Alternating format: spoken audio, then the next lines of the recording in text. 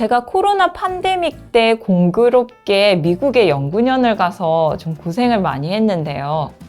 거기에서 친해진 사람이 5살에 한국에서 미국으로 이민을 가서 7살쯤인가 친척들을 만나러 다시 한국에 2~3달 왔던 적이 있었대요. 그때 비행기 안에서 그렇게 사람들이 담배를 피워서 휴지를 얼굴에 덮고 있었다고 하더라고요. 지금 비행기에서 담배를 피우는 건 상상할 수가 없죠. 그런데 생각보다 금연구역 나뉘어져 있고 한 게 얼마 안 된 일이더라고요. 제가 초등학교 다닐 때는 고속버스에도 저렇게 재떨이가 있었어요. 식당에서 담배 피는 것도 당연하고 아빠들도 애들 있는데도 방 안에서도 피우고 그랬거든요. 그런데 흡연이 사회적으로 크게 이슈화되고 이게 얼마나 해로운지 온 국민이 알게 된 계기 중에 하나가 그 당시에 콩나물 팍팍 묻혔냐로 아주 유명했던 이주일 씨라는 개그맨이 있었어요. 이분이 폐암이 걸리면서 본인이 적극적으로 자신의 영향력을 이용해서 금연을 권장하는 광고도 찍고 흡연이 해롭다는 걸 널리 퍼뜨렸어요. 그러면서 온 사회가 흡연에 대한 경각심을 가지기 시작했던 것 같아요. 흡연이 호흡기계를 망가뜨리는 건 너무 당연하지만 특히 폐암이 무서운 건 무엇 때문일까요?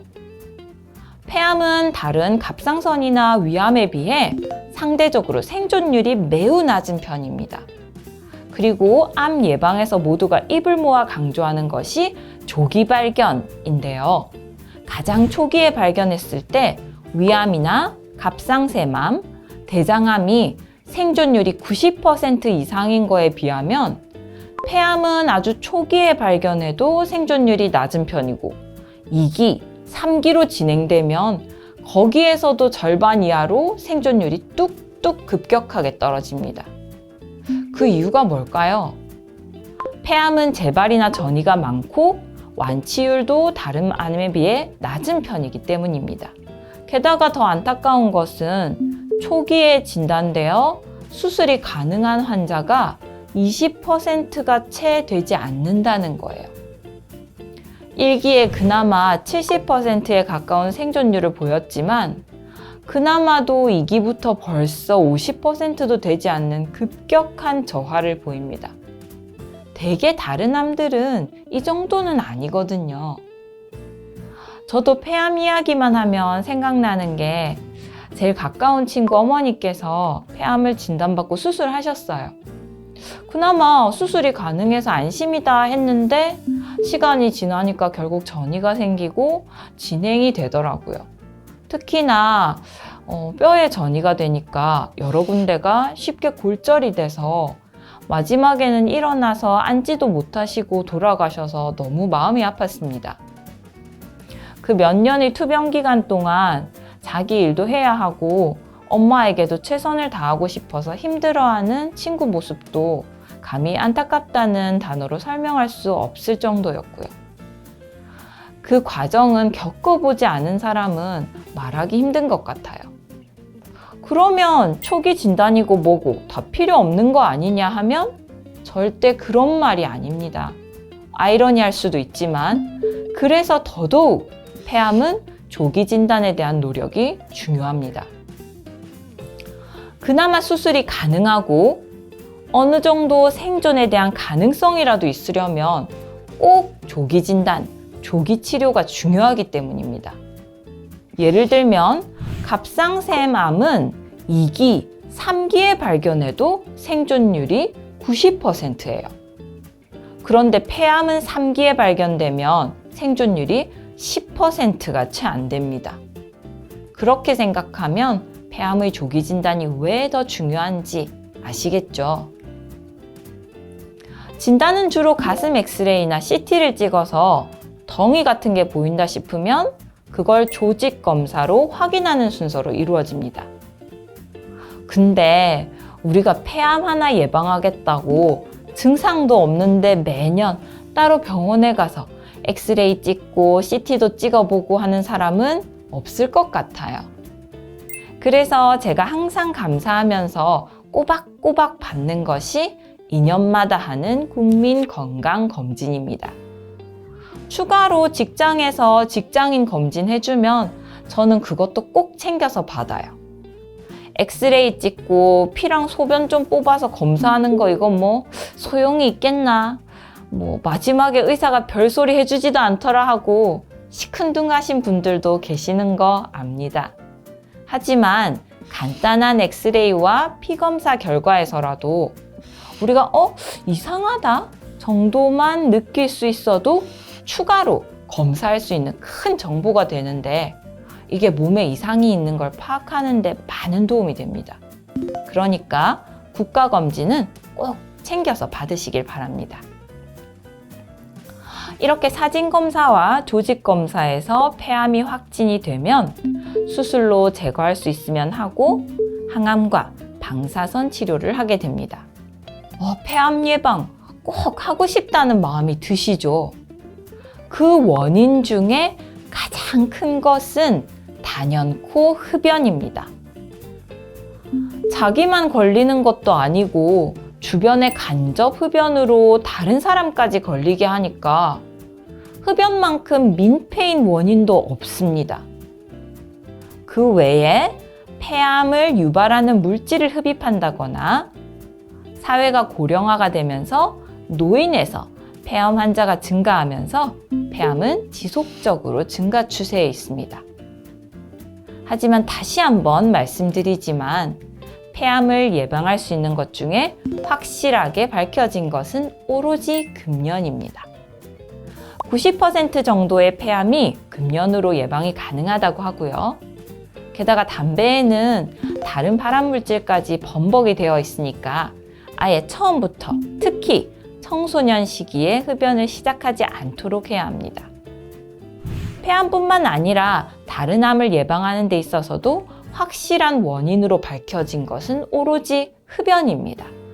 그러니까 담배만 안 피셔도 암에 걸릴까 걱정하는 걸 확 줄일 수 있어요. 어려운 건 알지만 시작도 마시고 시작하신 분들은 꼭 금연하셔서 건강 잘 챙기셨으면 합니다. 그런데 흡연이 죽음에 이르게까지 하는 것이 폐암뿐만이 아닙니다. 담배 피면서 별 탈 없이 살았다 나는 암도 안 걸리고 이러시다가 자기도 모르게 이르는 치명적인 상태가 또 있습니다. 바로 만성 폐쇄성 폐질환입니다. COPD라는 약자로도 많이 불리는데요. 흡연 때문에 폐가 빨리 늙어버려서 호흡이 힘들어지는 병이에요. 여러분, 사람이 많고 환기도 안 돼서 공기가 답답한 곳에 있다고 생각해 보세요.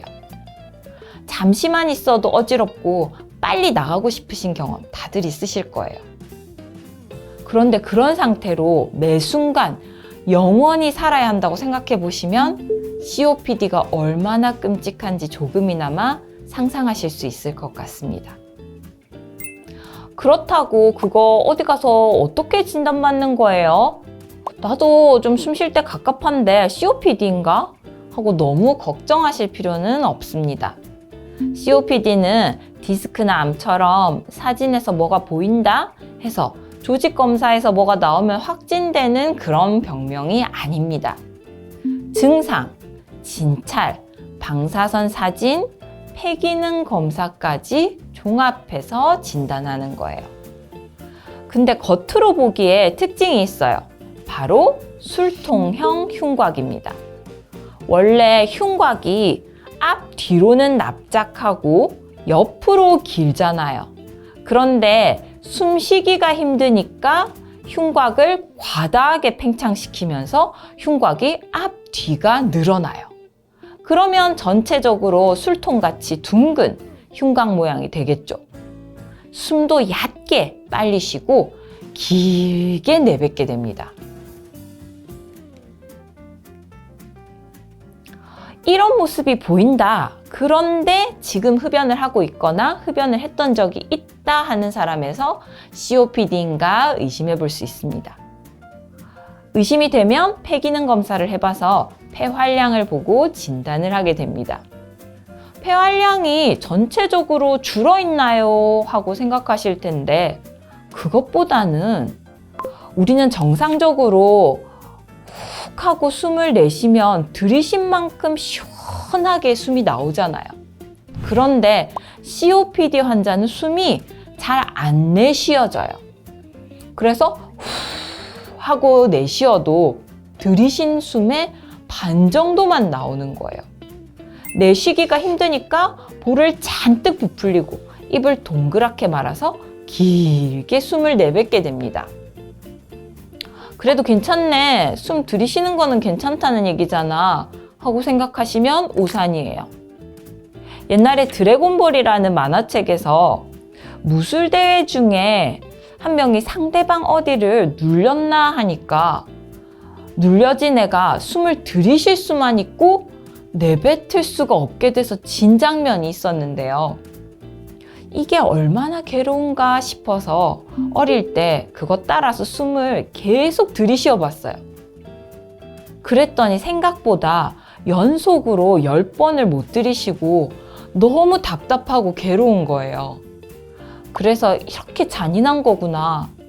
너무 끔찍하다라고 생각했던 게 아직까지도 기억에 남아 있어요. 숨은 들이쉬는 만큼 내쉬기도 해야 완성이지 다 못 뱉어내면 가슴이 얼마나 답답할까 싶습니다. 그래서 COPD를 다시 간단하게 정리하자면 담배 피는 사람이 숨을 시원하게 내쉬지 못할 때 폐기능 검사를 해봐야 한다 라고 생각하시면 되겠습니다. 그러면 이렇게 무서운 COPD를 어떻게 예방할 수 있느냐 하면 이것도 역시 금연, 또 금연입니다. 그런데 난 벌써 COPD 생겼는데 뭐 굳이 지금 끊어야 되나? 하시면 안 됩니다. 진행을 막기 위해서라도 그때라도 금연하셔야 합니다. COPD 환자는 아닌 사람에 비해 폐암이 발생할 확률도 3배나 높으니까 꼭 금연하셔서 예방할 수 있으시면 좋겠습니다. 그 외에 직업상 호흡기에 좋지 않은 작업 환경에 오래 노출된다 하시면 숨 쉬는 게 불편하지는 않은지 항상 내 몸을 유의해서 살펴보시는 게 좋겠죠. 그러면 이거 나을 수는 있나요?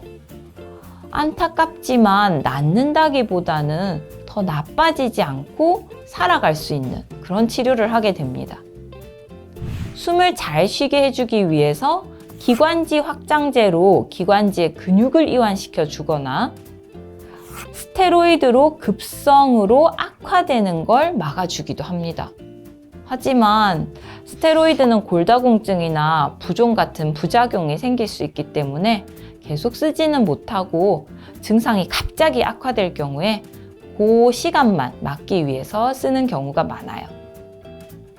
그리고 아무래도 이런 환자들은 합병증 위험이 많기 때문에 인플루엔자나 폐렴구균 백신 같은 것들도 챙겨서 맞는 것이 좋습니다. 흡연이 폐암과 COPD를 발생시켜서 허파를 망가뜨리고 나머지 기관에까지 피해를 주는 것을 보았습니다. 이런 호흡기계에는 허파 외에도 코로 숨을 들이마셔서 내뱉는 모든 숨길에 있는 여러 가지 구조들이 있습니다. 우리가 숨을 어떻게 쉬고 그 과정에서 뭐가 잘못되면 내 삶에 영향을 줄 수 있는지 조금 더 살펴보도록 하겠습니다. 호흡기계는 쉽게 말해서 우리가 숨을 쉴 때 공기가 지나는 길에 있거나 거기에 도움을 주는 기관들입니다.